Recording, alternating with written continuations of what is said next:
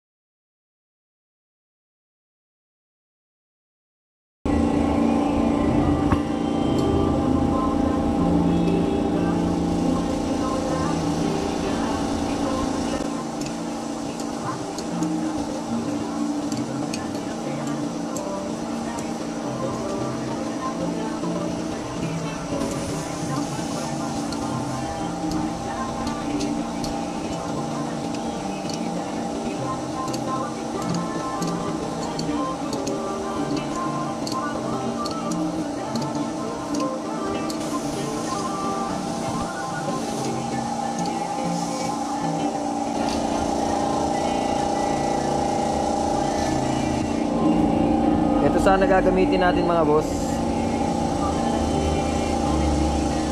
Kaso sobrang haba niya, kailangan puputulan natin siya. Tsaka tutubugin pa natin yung kulay. Kasi kulay gold, walang mabiling white.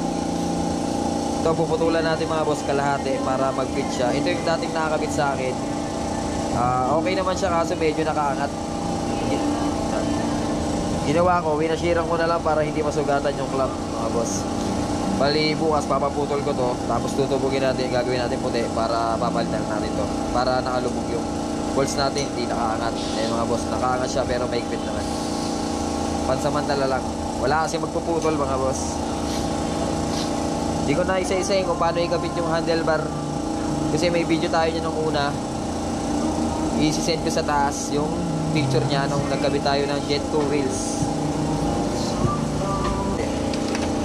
Stock pa kasi nakakabit dito. Ayun. Papalitan na natin ang Ariete na 100. Dito pa lang tayo sa shop ko mga boss. Ayun o. Pag may kailangan kayo, pwede nyo message sa akin basta meron.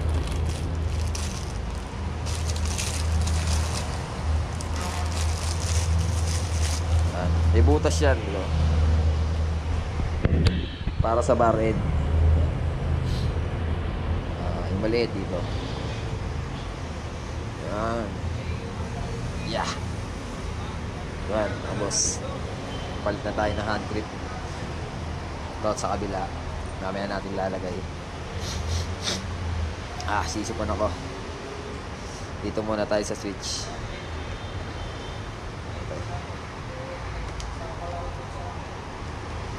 Yan.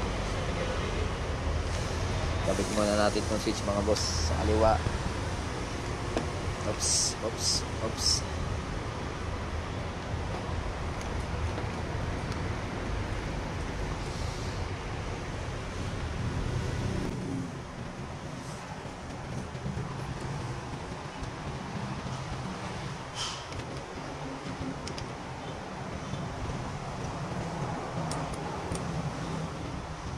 Yan, naka-CNC na rin pala tayo dito sa ilalim. Sa clamp natin, naka-CNC na rin tayo. Lahat ng bolts natin mga boss, CNC na. Para isang design lang, hindi na halo-halo. Sino? Si Ridam? Ridam? Andiyan siya o? Asbestos? Ilalim? Hindi siya rin. Ha? Iba na naman yung tunog, wala nang laman eh. Wala nang fiber eh. Bakit mo sa akin yung gagamitin? Malapit ang nasa niyo eh. Tapos baka ano eh. Yung handok. Yung napot. Ano ba yung tubo? Pin ngayon sa ano, sa pang palo na. 3 stroke? Video? Paano muna? Ayos to. Palit ako. Nagkakat yan. Hindi nga masabi. Ay, wala eh. Video ba? Palit ako nito? Kasi yan mo, yung sa Hindi, nagpalit ako dati kasi nagpalit ko rin ako. Nag-ano? Baka palit ko. Ito, hindi. Kahit wala na yan. Okay na yan. Ako sulit, gamit mo na.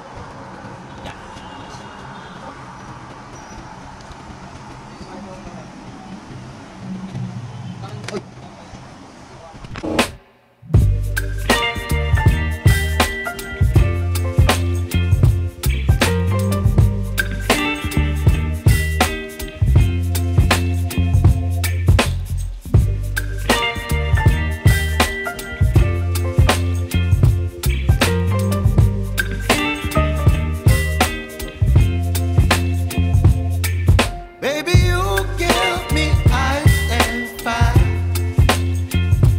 You're giving me wind and rain. You're some kind of butterfly. Baby, you give me midnight. You whip up my appetite. Don't leave me here high and dry. Oh, well, I don't wanna jinx it, baby.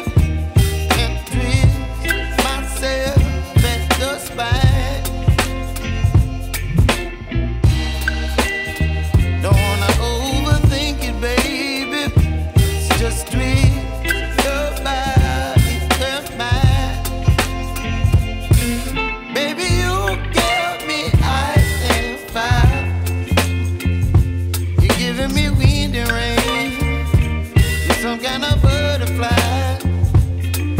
Baby, you give me midnight. You whip up my appetite. Don't leave me here high and dry. Oh, but I don't wanna jinx it, baby.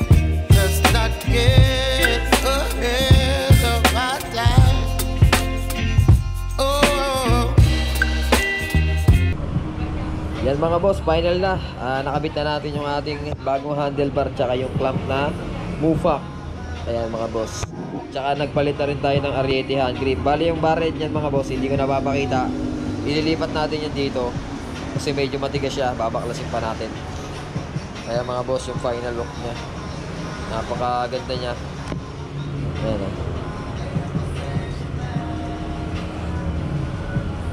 Pasuporta na lang mga boss, pa-subscribe na lang sa ating YouTube channel, tsaka pindutin nyo na rin yung bell para updated kayo sa mga bagong video natin gagawin. Yan mga boss, ride safe sa lahat.